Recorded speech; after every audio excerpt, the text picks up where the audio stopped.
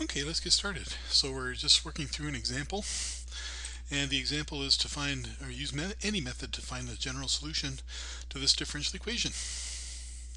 Okay, now notice that there's three things going on here, right? We have the homogeneous part of the solution, which we know how to solve.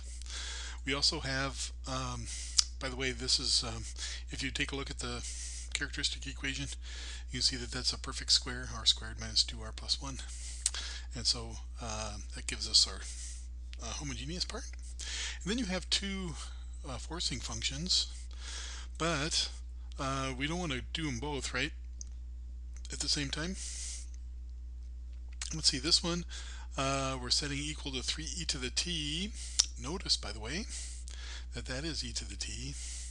And so if you so using the method of undetermined coefficients, right, you would guess a e to the t, but then you would have to multiply that by t, but that's also part of the homogeneous part of the solution. And so therefore you would have to multiply by t squared e to the t, so your guess would be a times t squared times e to the t, and then you would plug that into your differential equation and solve.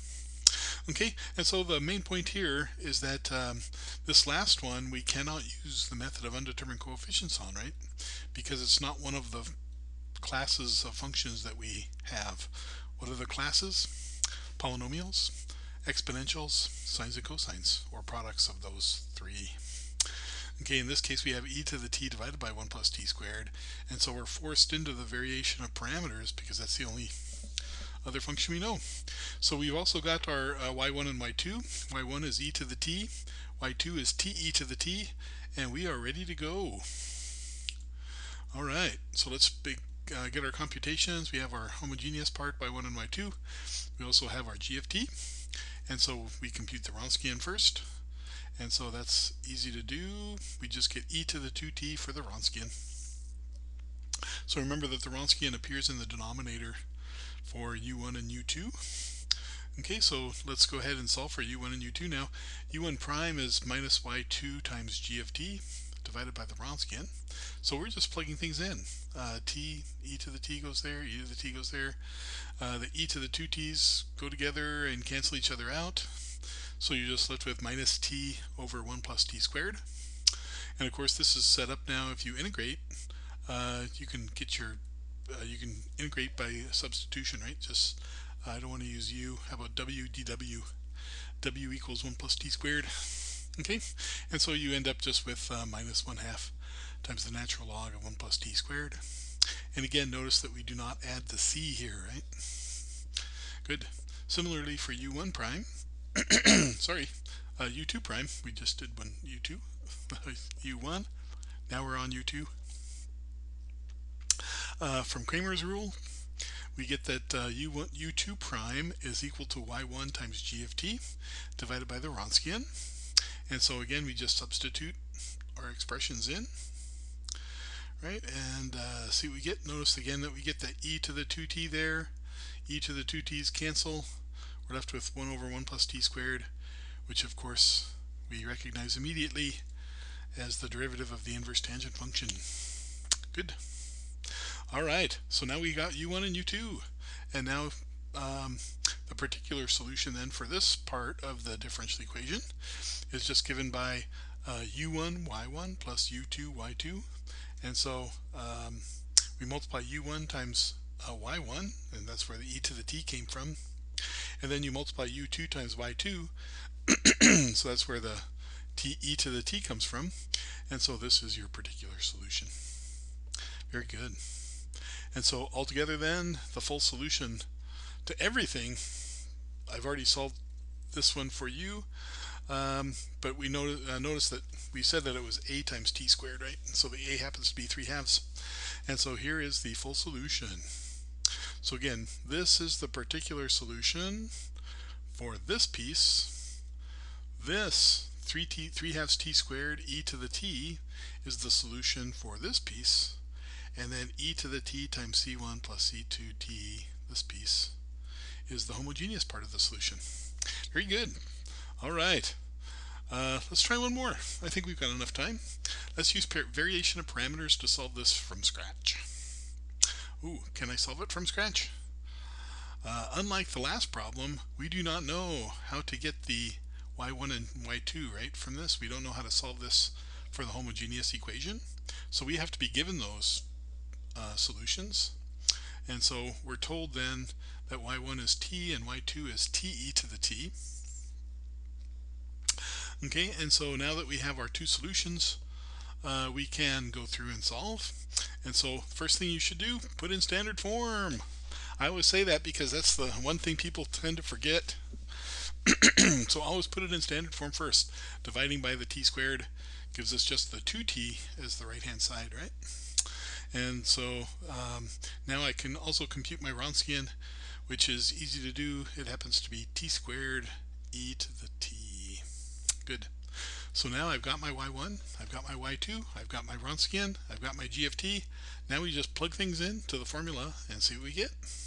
So u1 prime again is minus y2 times g of t, minus y2 times g of t, divided by the Wronskian.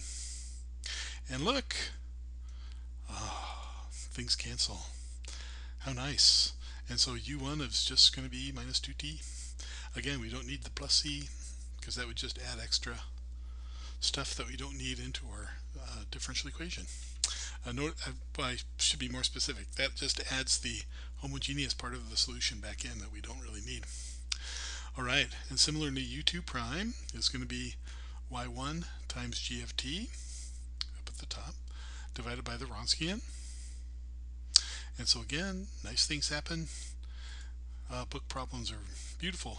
These are kind of typical textbook problems. Everything simplifies so beautifully.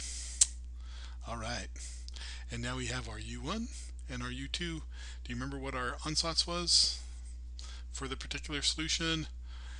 It was y1 u1 or u1 y1 plus u2 y2, and so therefore we can just write them down now.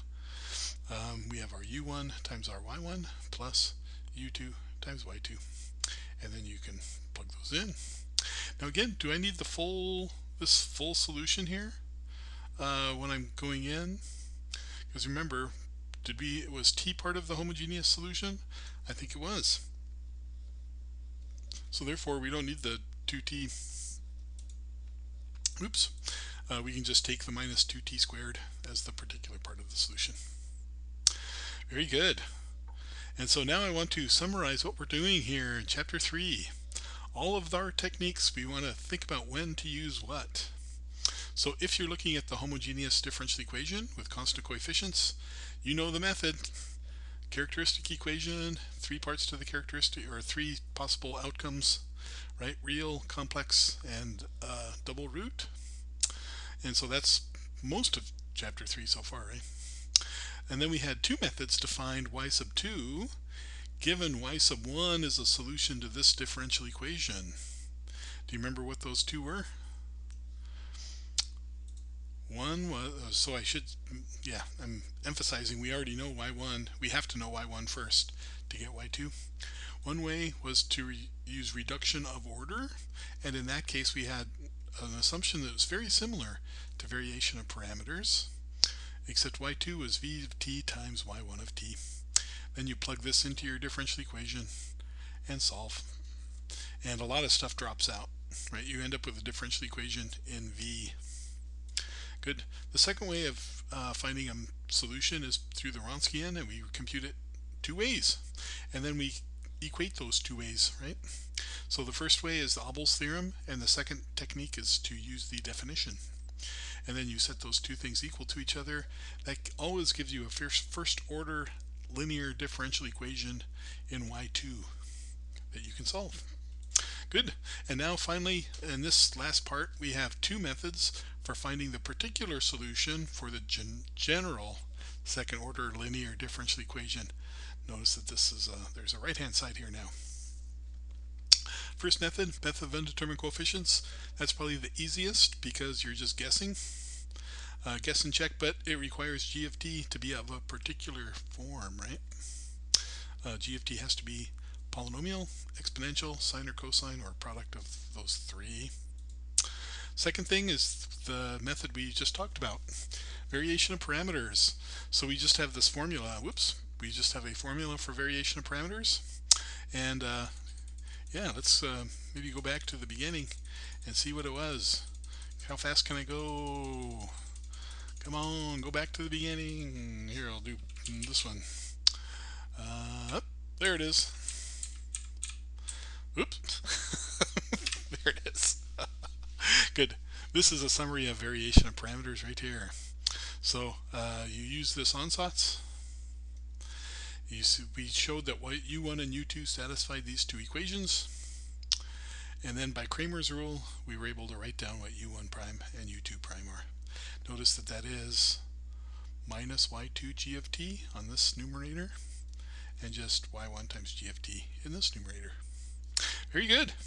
That's it. That's section 3.6. Oops, I'm stopping the wrong thing here.